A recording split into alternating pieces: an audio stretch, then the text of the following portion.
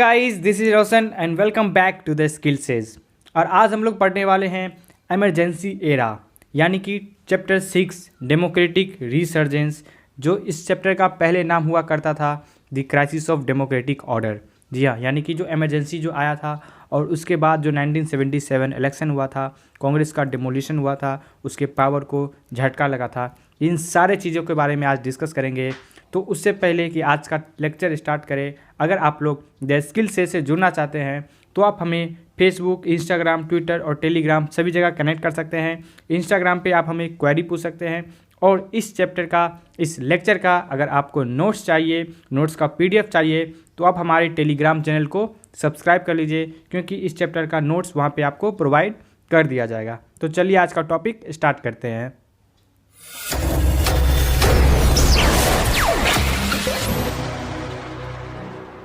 Background to emergency. ठीक है, पहले हम लोग इमरजेंसी पे जाए उससे पहले हम लोग थोड़ा बैकग्राउंड देख लेते हैं कि बैकग्राउंड क्या था। तो बैकग्राउंड में सबसे पहले इकोनॉमिक कॉन्टेक्स्ट देखना है। ठीक है, आपका टॉपिक एकदम सीरीज आपका जैसे बुक में था उस हिसाब से आपका ये टॉपिक आज का चलेगा। तो देखते हैं इकोनॉमिक कॉन्टेक्स्ट। सबसे पहले आप लोग देखे थे इसके पहले इस चैप्टर में 1971 का इलेक्शन हुआ था, कांग्रेस का विक्ट्री हुआ था, जहाँ पे रिमूव पॉवर्टी स्लोगन बहुत ही इंपॉर्टेंट इंदिरा गांधी का रिमार्केबल प्रोग्राम था और वो इलेक्शन आसानी से जीत जाती है, जिसमें से टोटल अलायंस को 375 सीट्स मिलता है। सेकेंड क्या हुआ था आपका, बांग्लादेश क्राइसिस हुआ था 1971 में ही, और यहाँ पे बहुत ही बड़ा, बहुत ही इम्पोर्टेंट और बहुत ही रिमार्केबल आइडियोलॉजी लीडरशिप दिखा था इंदिरा गांधी जी के तरफ से, और वो बांग्लादेश को आज़ाद दिलवा पाई और बांग्लादेश एक नया कंट्री बन पाया। 8 million people as a refugee India में आ गए थे। ठीक है, और ये बहुत ही ज़्यादा प्रेशर दे दिया था इंडिया के इकोनॉमी पर। नेक्स्ट आप ये देखें तो प्राइसेस इंक्रीज। अच्छा, ये सारे चीज़ मैंने हेडलाइन दे दिया है, सब टाइटल, ताकि आप लोग अपने आंसर में बोर्ड्स में लिख सके, और ये क्वेश्चन बोर्ड में आपका 6 मार्क्स का आएगा। ठीक है, तो ध्यान रखना है आपको। तो यहाँ सब टाइटल के साथ हम लोग चल रहे हैं। तो यहाँ पे यूएस क्या किया, अपने सारे जो भी सपोर्ट कर रहा था एड के जरिए, फंड के जरिए इंडिया को वो लोग रोक देता है। Prices increase. इंडिया में क्या हुआ कि जो भी थे कमोडिटी, इन्फ्लेशन बहुत ही ज़्यादा हो गया था। कमोडिटी का प्राइस तो इंक्रीज 23% करा था 1973 में, और 30% तक इंक्रीज कर गया था 1974 में। तो सोच सकते हो कि कितना ज़्यादा क्राइसिस चल रहा था इंडिया में, कितना ज़्यादा चैलेंजेस आ रहे थे। इमरजेंसी के पहले का बात है ये। ठीक है, industrial growth and unemployment. Growth तो हो नहीं रहा था, अनएम्प्लॉयमेंट बढ़ रहा था। ये हमेशा ही वाइस वर्सा ही होता है ये। ठीक है, इनडायरेक्टली प्रोपोर्शनल आप कह सकते हैं साइंटिफिक टर्म में। ठीक है, so industrial growth was slow and unemployment was very high. Economics का ये बहुत ही फंडामेंटल रूल्स है। ठीक है, so due to this reduce expense the government froze the salaries of its employees. तो ये क्या हुआ कि डिससेटिस्फैक्शन लाता है जो भी एम्प्लॉयज़ वगैरह थे कि भाई सैलरी नहीं दे रहा है, एक तो महंगा हो गया ये सामान, तो ज़िंदगी कैसे चलेगा। तो ये सारे चीज़ गवर्नमेंट के रिलेटेड आप देखिएगा तो निगेटिव सेंटीमेंट बनते जा रहा था। हालांकि यहाँ पे बहुत ही बड़ा विक्ट्री आता 1972 में। ठीक है, या 1971 कह सकते हैं, जो बांग्लादेश क्राइसिस हुआ था, बट इसके बावजूद हर एक चैलेंज को फेस नहीं कर पा रही थी इंदिरा गांधी। तो वो सब बहुत ही ज़्यादा प्रॉब्लम आ रहा था, और साथ साथ नेचुरल प्रॉब्लम भी था। मॉनसून जो होता है वो फेल हो जाता है 1972 एंड 1973 के पीरियड में। ठीक है, और एग्रीकल्चर प्रोडक्टिव में शार्प डिक्लाइन दिखता है, यानी कि टोटल 8% का डिक्लेरेशन दिखता है, और ये जो होता है पूरे कंट्रीज़ में सिचुएशन को वर्स कर देता है। और अपोजिशन पार्टी, लास्ट आप देखा तो role of opposition party, they had various protest and students बहुत ही ज़्यादा एग्रेसिव मास लेवल पे प्रोटेस्ट करते हैं, और वो पॉलिटिकल अनरेस्ट क्रिएट करते हैं कंट्रीज़ में, और this lead to increase in the activities of the Marxist groups. ठीक है, और उनका तो एक अलग ही कहना होता है, वो लोग आर्म्स रिवेलियंस पे उतर जाते हैं और इंसर्जेंट टेक्निक को, घुसपैठ टेक्निक का तरीका को अपनाते हैं, और फिर वो ये लोग बहुत ही ज़्यादा अनरेस्ट क्रिएट करते हैं पूरे कंट्री में। तो ये था बैकग्राउंड। 6 मार्क्स का आपका आता है ये बैकग्राउंड, एकदम ध्यान रखिएगा, बहुत ही इंपॉर्टेंट है। ठीक है, अब चलते हैं इसके आगे। इसके बाद आपका बुक में दिया हुआ है गुजरात मूवमेंट। ठीक है, तो ये गुजरात मूवमेंट, और इसके बाद हम लोग इसके साथ ही देखेंगे बिहार का भी मूवमेंट। तो दोनों स्टेट में, ठीक है, तो दोनों स्टेट में कांग्रेस का ही रूल रहता है। स्टूडेंट मेसिव लेवल पे प्रोटेस्ट कर रहे होते हैं। ठीक है, क्यों? क्योंकि फूड ग्रेन का प्राइस बढ़ गया था, कुकिंग ऑयल का, अदर कमोडिटीज़, मतलब हर एक चीज़ को लेकर पूरा क्राइसिस चल रहा था, और ये तब साथ में करप्शन बहुत ही ज़्यादा हाई था, जो कि लोग के परेशानी को और डबल ट्रिपल कर रहा था। ठीक है, तो मोरारजी देसाई जो थे वो अनाउंस करते हैं कि मैं इनडिफिनिट फास्ट पे जाऊंगा। ठीक है, जब तक सरकार अपने डिसीजन को नहीं आती है, एक फ्रेश इलेक्शन नहीं करवाती है, तब तक वो इनडिफिनिट फास्ट पे जाएंगे। तो क्या होता है कि इलेक्शन हेल्ड होता है 1975 में, और कांग्रेस हार जाती है। तो ये था गुजरात का मूवमेंट। आपका ये ज़्यादा से ज़्यादा 4 मार्क्स का आएगा, बट ये बहुत ही रेयरली आपका पूछता है। अगर ये पूछेगा भी तो आपका गुजरात प्लस बिहार मूवमेंट दोनों पूछेगा, ठीक है।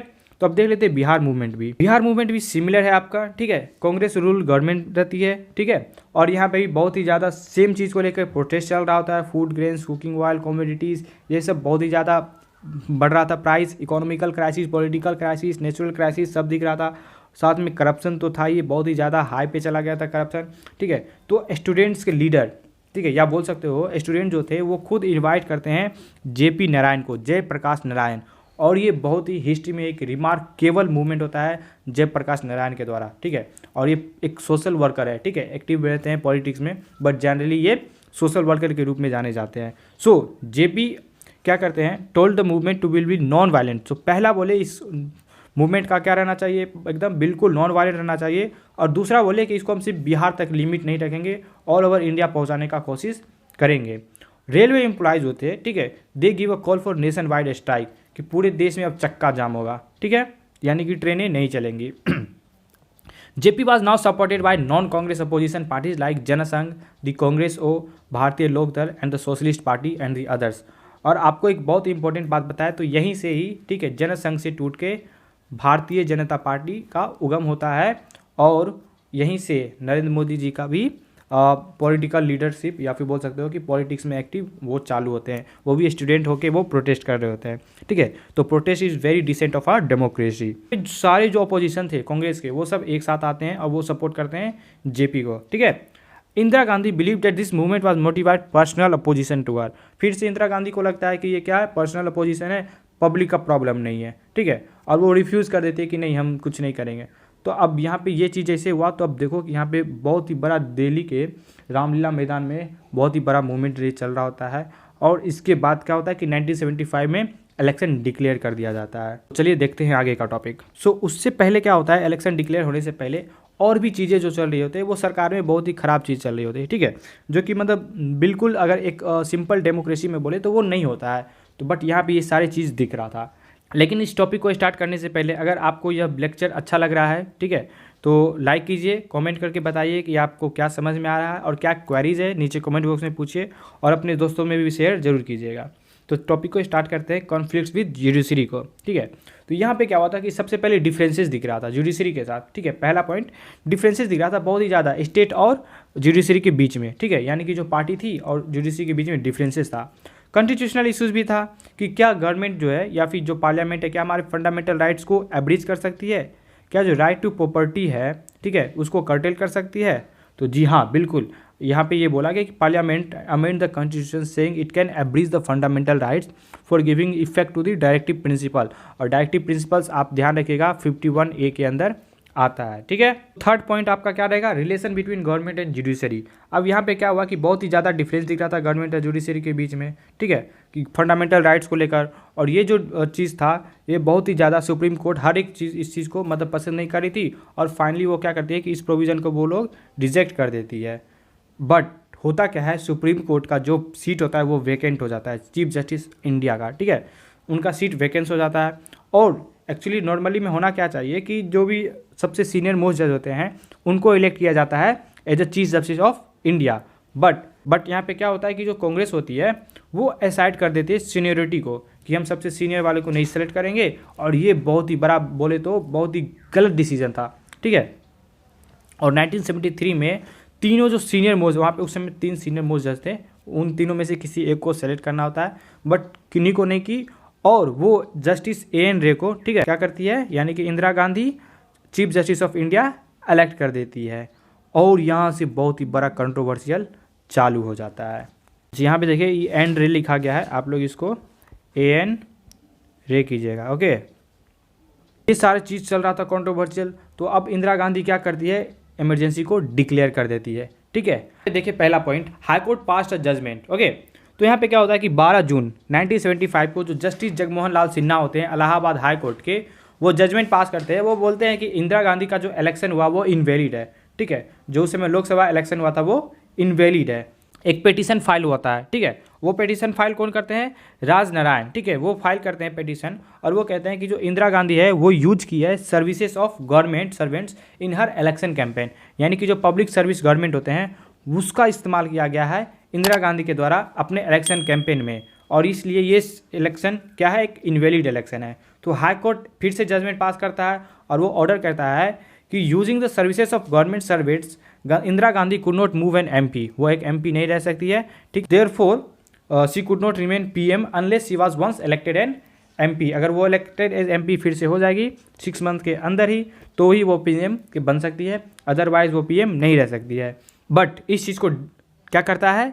डिनाई कर देता है कौन? सुप्रीम कोर्ट, और नया डिसीजन लाता है और वो पार्शियल स्टे कह देता है। कहता है कि ये डिसीजन कब आता है? 24 जून को, कि supreme court granted Indira Gandhi a partial stay on high court order. Court कहता है कि she could remain an MP but could not take part in proceeding of the Lok Sabha, यानी कि क्या होगा? जो लोकसभा होता है, यहाँ पे बहुत ही फनी जजमेंट था कि आप क्या कह सकते हैं कि ये जो लोकसभा है, ठीक है, आप यहाँ पे एक चेयर में कोना में बैठे रहिएगा, कोई डिसीजन नहीं लीजिएगा, लेकिन हाँ आप एमपी रह सकते हैं लेकिन आपका पावर नहीं रहेगा। तो ये था सुप्रीम कोर्ट का ऑर्डर एक्चुअली, क्योंकि अब यहाँ पे चीफ जस्टिस ऑफ इंडिया जो सुप्रीम कोर्ट के थे वो तो उन्हीं का था, इंदिरा गांधी का था, एन रे, तो वो तो डिसीजन तो अब तो उन्हीं के फेवर में आना था, तो इसलिए वो बोले कि एमपी तो रह सकती है बट वो कोई भी पावर उनके पास नहीं रहेगा। तो अब जो क्राइसिस हुआ यानी कि जो इमरजेंसी आया, यहाँ पे होता क्या है? देखो, मेसिव डेमोन्स्ट्रेशन, जेपी नारायण जो थे वो इंदिरा गांधी को बहुत ही ज़्यादा प्रेशराइज करते कि तुम रेजिग्नेशन दो, रेजिग्नेशन दो, रेजिग्नेशन दो, and organise a massive demonstration in Delhi Ramlila ground on 25 June of 1975, और ये डेट बहुत इंपॉर्टेंट है, याद रखिए, ठीक है, क्योंकि इसी के दिन इमरजेंसी को डिक्लेयर किया गया था। नेक्स्ट पॉइंट आप लोग क्या लिखिएगा? इलीगल एंड इमोरल ऑर्डर्स, ठीक है। तो जो जेपी नारायण थे वो कहते हैं कि हाँ नेशन वाइड सत्याग्रह होगा, ठीक है, नॉन वायलेंट होगा इंदिरा गांधी को रेजिग्नेशन को लेकर, एंड वो कहते हैं कि जो भी आर्मी है, he asked the army, police, government employees not to obey illegal and immoral orders so situation is doing to stop the work, यानी कि इलीगल एंड इमोरल ऑर्डर कैसे होगा? क्योंकि वो तो एक एमपी है नहीं, उनका कहना है कि वो तो एक इनवैलिड इलेक्शन है और उनका ऑर्डर एक इलीगल ऑर्डर होगा, इमोरल ऑर्डर होगा, इसलिए सिंपल उनका कहना था, यानी जो भी गवर्नमेंट एम्प्लॉयज़ है आप काम करना बंद कर दीजिए, ठीक है।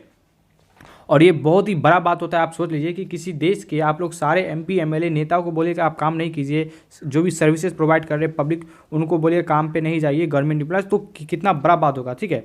तो अब इमरजेंसी को डिक्लेयर करना मतलब इंदिरा गांधी को लगता है कि अब कोई चारा नहीं बचा है, कोई रास्ता नहीं बचा है अपने पार्टी को, अपने गवर्नमेंट को बचाने के लिए, तो वो क्या करती है? इमरजेंसी डिक्लेयर कर देती है। और 25 जून 1975, ठीक, finally on 25 June 1975 the government declare a state emergency due to internal disturbance, और वो कहती है कि पूरे देश में इंटरनल डिस्टर्बेंस चल रहा है, ठीक है। और ये किस तहत किया जाता है? आर्टिकल 352 के तहत, याद रखिएगा, ठीक है। तो अब है नेक्स्ट पॉइंट आपका गवर्नमेंट पावर। जैसे ही इमरजेंसी डिक्लेयर होता है, ठीक है, गवर्नमेंट का पावर बढ़ जाता है, ठीक है। क्या करते हैं गवर्नमेंट? क्या कर सकती है कि once the emergency is proclaimed federal distribution of powers remains practically suspended, यानी कि अब स्टेट गवर्नमेंट के पास कोई भी पावर नहीं रहेगा, ठीक है। And all the powers are concentrated in the hands of Indian government only, okay, and they can also curtail all or any kind of fundamental rights, किसी भी तरह का अधिकार आपसे छीन लिया जाएगा, सारे अधिकार को छीन लिया जाता है, ठीक है। ये होता है इमरजेंसी में।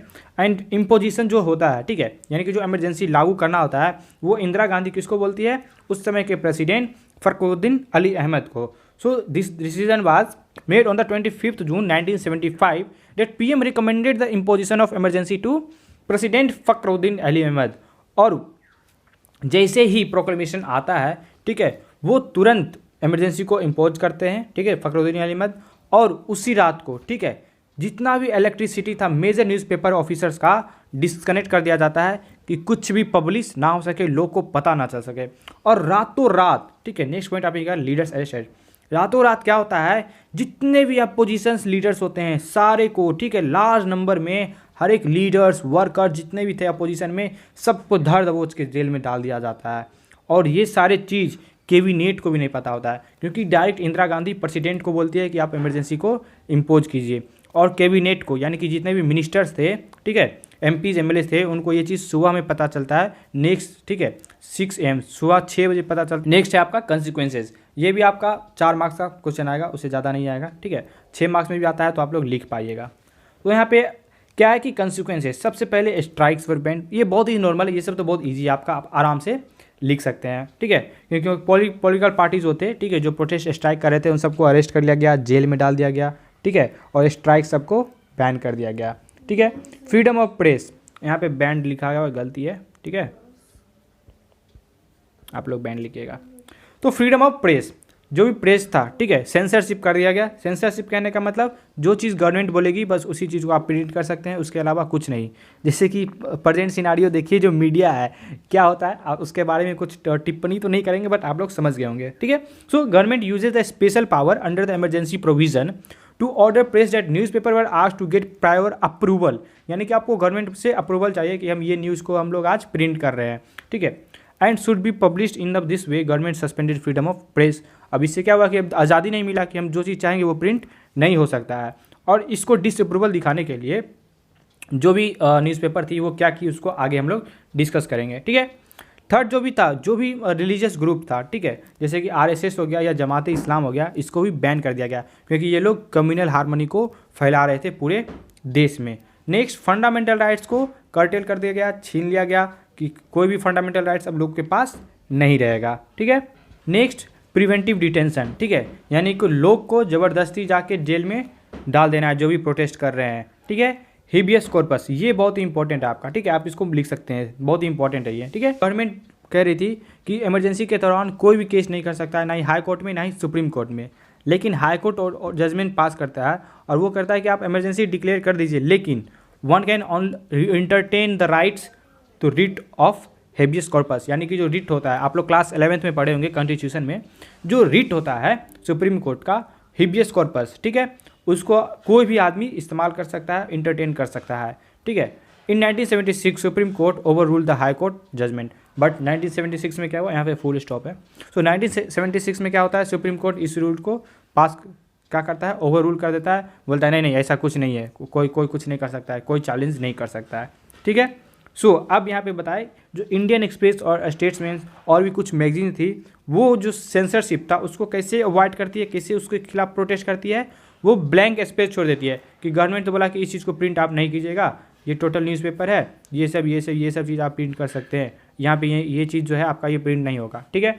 तो वहाँ पे वो तो आपका प्लान रहता है, तो वो क्या करती है उस जगह पे ब्लैंक कर देते हैं, ठीक है, पूरा वाइट स्पेस छोड़ दिया जाता है, ब्लैंक। इस तरह से वो लोग प्रोटेस्ट करते हैं सेंसरशिप के खिलाफ।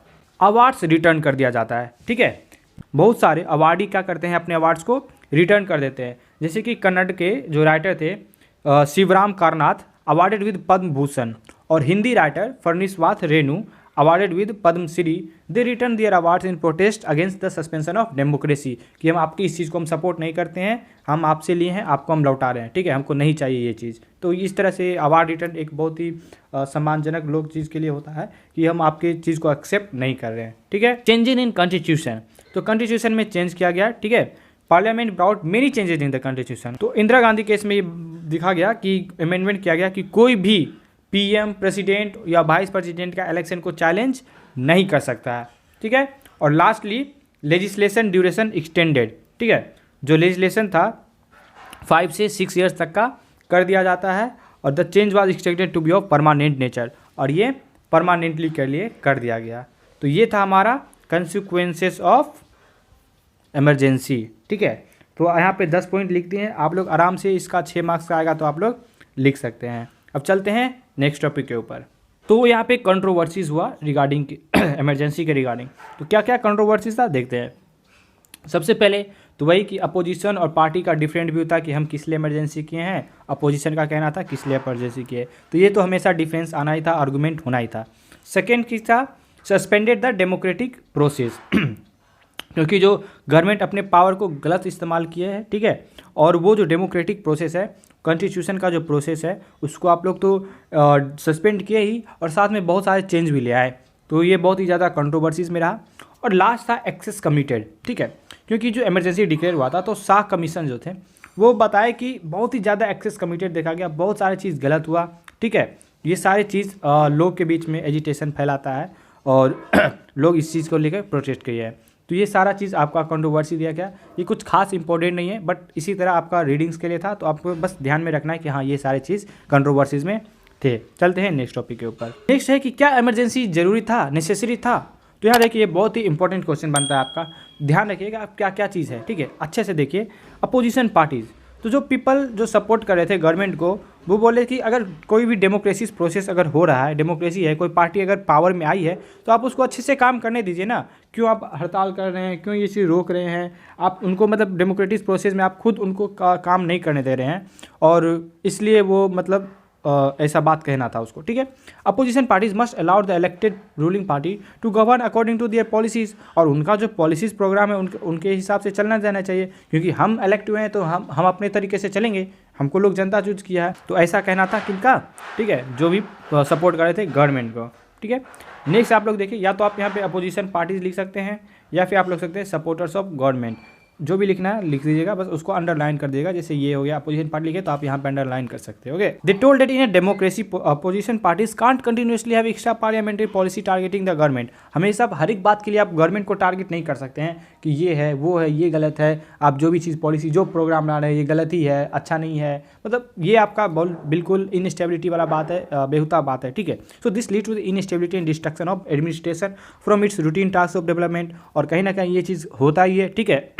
अब क्या होता है कि एडमिनिस्ट्रेशन प्रोसेस और भी डिले हो जाता है, बहुत ही ज़्यादा टाइम लगने लगता है। नेक्स्ट आप देखिए तो सीपीआई, ठीक है, सीपीआई कहती है कि हम तो कांग्रेस को शुरू में बैक किए थे इमरजेंसी के बाद, लेकिन ये मेरा डिसीजन गलत था, इसलिए हम जैसे ही इमरजेंसी खत्म होता है वो सीपीआई अपना बोलती है कि हम गलत कर दिए और ये मेरा एरर था जो हम सपोर्ट किए थे इमरजेंसी को। वो होम मिनिस्टर थे और रिस्पॉन्सिबल नहीं थे, वो इंटरनल सिचुएशन को काबू नहीं कर पाए, मॉनिटर नहीं कर पाए, और they did not experience any concern about law and order. जो भी कंट्री में लॉ एंड ऑर्डर चला था उसके ऊपर कोई कंसर्न नहीं दिखाया, ऐसा कहना था, ठीक है। किसका, गवर्नमेंट का। No cases were registered, but यहाँ पे बहुत इंपॉर्टेंट बात है कि जो भी बिहार और गुजरात में मूवमेंट हुआ था पीसफुल हुआ था, नॉन वायलेंट हुआ था, और कोई भी केस नहीं रजिस्टर्ड हुआ था वायलेंट के खिलाफ। तो क्या इमरजेंसी ज़रूरी था? तो ये सारे क्वेश्चन रेज करते हैं, ठीक है, कि क्या इमरजेंसी वाज नेसेसरी और नॉट। ओके, अब जो कंसिक्वेंसेस था, ठीक है, कुछ उसी तरह है, what happened during emergency. Book में आपका है ये टॉपिक, तो देख ही लेते हैं। सबसे पहला आपका यही रहेगा 20 पॉइंट प्रोग्राम, ठीक है। So Indira Gandhi 20 programme for people welfare programme in today, land reforms, land reservation, review of agriculture wages, workers participation in management, eradication of bonded labour, ये सब बहुत ही ज़्यादा इंपॉर्टेंट था, ठीक है। चीज़ कब लाया गया? ड्यूरिंग द इमरजेंसी, ध्यान रखिएगा, ठीक है।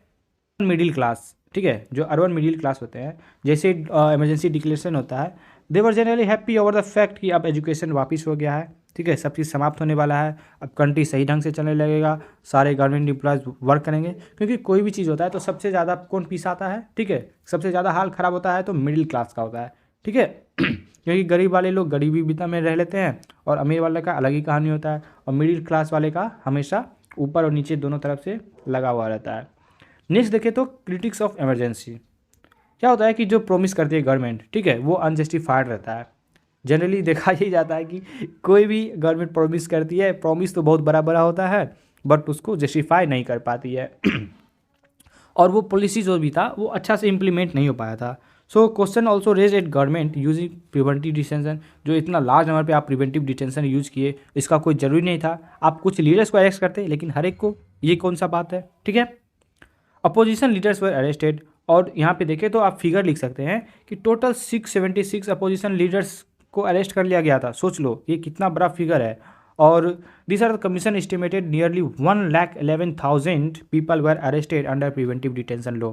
और मतलब अपोजिशन लीडर्स तो 676 लीडर्स अरेस्ट हुए थे, और नॉर्मली पीपल, स्टूडेंट्स सब जो प्रोटेस्ट कर रहे थे, लगभग 1,11,000 लोग को भी अरेस्ट किया गया था प्रिवेंटिव डिटेंशन के अंदर। Verbal orders from the office to the governor जो आया था, ठीक है, शाह कमीशन का रिपोर्ट, उसमें वो कह रहे थे कि जो मैनेजर थे, general manager of Delhi power supply corporation, ठीक है, डीपीएसपी, तो उनका कहना था, सॉरी डीपीएससी, जो भी सप्लाई कॉरपोरेशन के जो हेड थे, जनरल मैनेजर, वो उनको ऑर्डर मिला था कहाँ, लेफ्टिनेंट गवर्नमेंट ऑफ दिल्ली से, कि इलेक्ट्रिसिटी का पावर है वो कट कर देना है सारे न्यूज़पेपर और मैगजीन्स वाले का, और वो भी 12 बजे रात को ही आया था। तो सोच लो कि ये सारा चीज़ कितना मतलब इंपॉर्टेंट था जो हुआ था, ठीक है।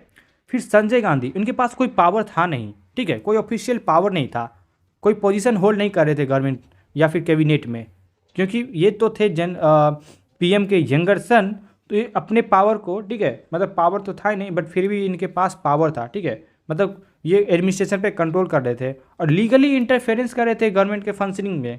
ये बहुत ही बड़ा क्वेश्चन रेज करता है कि कोई भी मतलब अगर आपका बेटा है तो क्या वो कुछ भी कर लेगा। तो मतलब इस तरह का ये क्वेश्चन रेज होता है, ठीक है। फिर स्टेरिलाइजेशन, संजय गांधी क्या किए, फोर्स स्टेरिलाइजेशन करते हैं, ठीक है। Sanjay Gandhi role in demolition and force sterilisation in Delhi become very controversial, ठीक है। नसबंदी जो होता है मेल और फीमेल का दोनों का होता है, तो यहाँ पे फोर्स स्टेरिलाइजेशन किया जा रहा था मास लेवल पे, ताकि पॉपुलेशन, इनका कहना था हम पॉपुलेशन कंट्रोल कर रहे हैं। तो देखो क्या से क्या ही होता है। तो ये सारा चीज़ कितना ख़राब चीज़ हुआ था, इसलिए इमरजेंसी एक ब्लैक स्पॉट लग गया है इंडियन डेमोक्रेसी पे, ठीक है। लास्ट आपका है टॉर्चर एंड कस्टोडियल डेथ, जो सबसे इसका आपका बेस्ट एग्जाम्पल बुक में दिया हुआ है राजन का, ठीक है। कस्टोडियल डेथ में आप मर जाता है ये। तो ये इमरजेंसी के दौरान हुआ, बहुत ही ज़्यादा खराब बदतर था, ठीक है।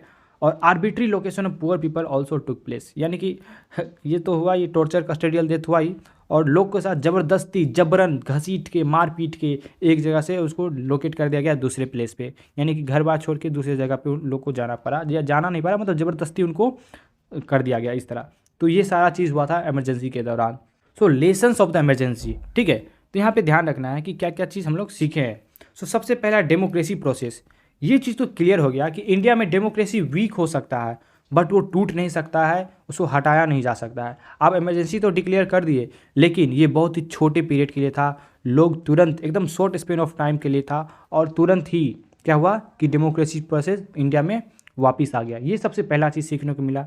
दूसरा चीज़ रेक्टिफाइंग द कॉन्स्टिट्यूशन, ठीक है। जो कुछ मिस्टेक्स थे जो इमरजेंसी में हो गया था कि इंटरनल डिस्टर्बेंस चल रहा है तो हम इमरजेंसी लगा देंगे, तो इस चीज़ को हटाया गया कि इंटरनल डिस्टर्बेंस तो कुछ भी चल सकता है, रिलीजियस वायोट्स हो रहा है, ठीक है, कोई दंगा फसाद हो रहा है, तो क्या इमरजेंसी आप लगा दीजिएगा। तो इस चीज़ को चेंज किया गया और बोला गया कि इंटरनल इमरजेंसी तभी प्रोक्लेम किया जा सकता है जब आर्म्ड रिविलियन होगा देश में, ठीक है। और it is necessary to get vice president to programme emergency, और ये बहुत ज़रूरी होता है कि प्रेसिडेंट का आवाज़ रहना चाहिए, तभी जाके उनका मत रहना चाहिए, तब जाके इमरजेंसी लागू होगा। और इसको बिल्कुल गिवन, यानी कि कैबिनेट को तो उसमें बाद में चला था, सुबह में पता चला 26 जून को, तो ये था कि कैबिनेट को बताना है, लिख कर देना है कि इमरजेंसी लागू हो रहा है। तीसरा क्या था, civil liberties and fundamental rights, ठीक है। इमरजेंसी हर एक चीज़ को, अपने राइट्स को, अधिकार को, क्योंकि लोग से अधिकार तो छीन लिया गया था, लोग को पता ही नहीं था कि मेरा अधिकार क्या है, लेकिन जब जैसे ही इमरजेंसी लगा तो लोग को जैसे ही जो अधिकार छीन लिया गया तब पता चला ये सब तो हमारा अधिकार है, ठीक है, ये तो हमारा जन्म मतलब फंडामेंटल राइट्स है। तो लोग अपने अधिकार के बारे में अवेयर हुए, ठीक है। और बहुत सारे सिविल लिबर्टीज़ ग्रुप्स भी बना, ठीक है। और कोर्ट्स ने भी नए बहुत सारे अच्छे स्टेप लिए ताकि इंडिविजुअल राइट्स को प्रोटेक्ट किया जा सके। और जो सिविल राइट्स ऑर्गेनाइजेशन थे बहुत सारे इमरजेंसी के बाद आए, ठीक है। और लास्ट एडमिनिस्ट्रेशन, जो कि अभी भी फेल ही रहती है। लॉ एंड ऑर्डर ब्रेक हो गया, ऑफिसर्स, एडमिनिस्ट्रेशन, पुलिस सब एकदम फोर्सिबली इम्प्लीमेंट करे इमरजेंसी को, कस्टडी हो रहा है, ठीक है। मतलब उनका कोई है नहीं कि सरकार बोल दिया हाँ तो हम अंधाधुंध करेंगे, और अभी भी यही होता है, पुलिस एकदम जो गवर्नमेंट बोलेगी वही करता है। तो ये चीज़ है कि जो अभी भी वेनिश नहीं हुआ है, तो ये भी चीज़ है जो ध्यान देने की ज़रूरत है, ठीक है। अब देखते हैं कि पॉलिटिक्स क्या था, इमरजेंसी के बाद क्या क्या चीज़ हुआ देश में। तो जैसे ही इमरजेंसी मतलब ख़त्म होता है, ठीक है, तो लोकसभा इलेक्शन अनाउंस किया जाता है 1977 में। कौन सा लोकसभा इलेक्शन, 6th, ठीक है, 6th जनरल इलेक्शन अनाउंस किया जाता है। और बहुत सारे पीपल जो होते हैं, ठीक है, अपोजिशन आते हैं और वो स्लोगन देते हैं सेव डेमोक्रेसी, ठीक है। So opposition fought the election on the slogan of save democracy. और पीपल का वर्डिक्ट भी डिसीजिव था, क्योंकि वो लोग इमरजेंसी के खिलाफ थे, तो उनका भी सेंटीमेंट कहाँ चला गया, इसके खिलाफ। और वो लोग बिल्कुल यहाँ पे बाधित था कि नॉन कांग्रेस इस बार जीत सकता है, ठीक। से पहले यहाँ पे क्या हुआ कि डेमोक्रेसी रिस्टोर हुआ गया था, ठीक है, एकदम 18 मंथ्स के अंदर ही क्या हुआ कि 1977 में, जनवरी 1977 में डेमोक्रेसी रिस्टोर हो जाता है और इलेक्शंस होते हैं। और इलेक्शन 2 महीना के अंदर होता है, यानी कि जनवरी से मार्च, यानी कि सोचो कि लीडर्स लोग जनवरी में रिलीज किए गए थे जेल से, और 2 महीना ही मात्र उसके पास, उन लोगों के पास टाइम था इलेक्शन लड़ने के लिए। बट इनके पास टाइम तो कम था, लेकिन पॉलिटिकल डेवलपमेंट ये लोग बहुत तेज़ी से किए थे, ठीक है। जनता पार्टी बहुत ही बड़ा पार्टी उभर के आई, बहुत सारे जो कांग्रेस में जो लीडर थे जो नहीं चाहते थे इस चीज़ को ज्वाइन किए, ठीक है। और जो जगजीवन राम थे उनका भी एक अपना अलग पार्टी था, ये भी इसमें अपने पार्टी को मर्ज कर देते हैं जनता पार्टी में, और ये जनता पार्टी और भी बड़ा पार्टी बन जाती है, जनता पार्टी जो होती है, ठीक है, वो एक रेफरेंडम कराती है इमरजेंसी के बेसिस पे। और ये जो कैंपेन था पूरा फोकस था non democratic characters of the rules of the thousands of the persons, और जो सेंसरशिप वगैरह हुआ था कि आपको अपना अधिकार ये वो मतलब पूरा फलाना ढिंकाना एकदम पूरा पार्टी को करना था। उनको पता ही था कि अब सरकार गलत की है, हमको बस कुछ नहीं करना है, बस इसको चर्चा करना है। और वो वही चीज़ की थी। और लो रेफरेंडम था कि आप नॉन इमरजेंसी को वोट दीजिएगा या फिर जनता पार्टी को वोट दीजिएगा, जो कि आपके राइट्स को प्रोटेक्ट करेगी, आपको अधिकार देगी, एक्सेस देगी। तो ये सारा चीज़ था, ठीक है। फिर जेपी नारायण जो थे वो फिर से यहाँ पे आए और बहुत ही बड़ा रोल निभाए, ठीक है। And he became the popular symbol of restoration of democracy, क्योंकि इन्हीं के जो मूवमेंट चला था, इन्हीं के बदौलत चला था पूरा बहुत बड़ा मूवमेंट। तो जनता पार्टी का फॉर्मेशन होता है और वो इंश्योर करते हैं कि जो नॉन कांग्रेस का वोट है वो डिवाइड ना हो, और इसलिए वो लोग एक साथ आ जाते हैं।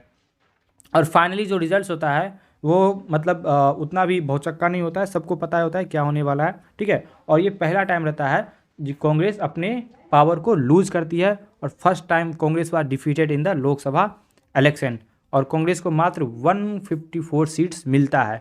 तो सोचो कि कांग्रेस को अभी भी 154 सीट्स कैसे मिल गया, ठीक है, वो 4 सीट्स लिख के आए, तो 154 सीट्स कैसे मिलते हैं, ठीक है। बट उससे पहले देखते हैं कि जनता पार्टी और उनके अलायंस को कितना सीट्स मिला था। 330 यानी कि 330 सीट्स मिले थे 540 में से, पर अकेले जनता पार्टी को 295 सीट्स मिला था, जो कि क्लियर मेजोरिटी था, ठीक है।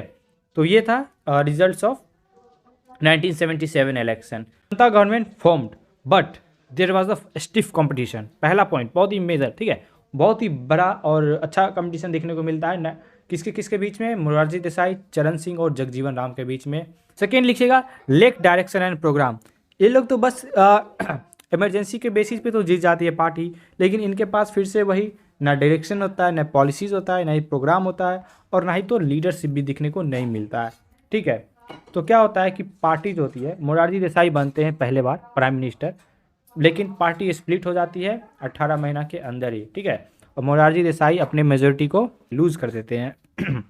फिर क्या होता है, 4 महीना तक कांग्रेस के सपोर्ट से चौधरी चरण सिंह पीएम बनते हैं, बट 4 महीने के बाद कांग्रेस जैसे ही सपोर्ट विड्रॉ करती है, गवर्नमेंट कोलैप्स कर जाता है। और जनवरी 1980 में, ठीक है, फिर से लोकसभा इलेक्शन होता है और जनता पार्टी इस बार लूज़ करती है, डिफीट हो जाती है, और कांग्रेस पार्टी फिर से पावर में आ जाती है 353 सीट्स जीतने के बाद। तो यहाँ पे फिर से कांग्रेस का रिस्टोर हो जाता है। बट ये चीज़ था कि किस तरह से जनता गवर्नमेंट का भी lack of ideology, policies and programme के कारण सरकार नहीं टिक पाई। यहाँ पे आपका एक टॉपिक बच रहा है, ठीक है, जो है कि पॉलिटिकल अपसर्जेज। उसमें यही दिया हुआ है कि जो लोग का पार्टिसिपेशन होने लगा था धीरे धीरे, तो वो कैसे था। तो बोला गया कि यहाँ पे टोटल 3 स्टेजेस में इंडिया में लोगों का पार्टिसिपेशन देखा, तो उसी चीज़ को पॉलिटिकल अपसर्जेज यानी कि पार्टिसिपेंट्स बढ़ना। तो सबसे पहले 1950 से लेकर 70s के बीच में देखा गया, दूसरा 1980s में, और तीसरा 1990s में। तो इसका एक PDF है, वो हम टेलीग्राम पे डाल देंगे। और अगर आपको इस लेक्चर का नोट्स चाहिए, ठीक है, तो आप हमारे टेलीग्राम चैनल को सब्सक्राइब कर लीजिए, वहाँ पे आपको मिल जाएगा। So guys, thank you for watching my video. This is Roshan signing off.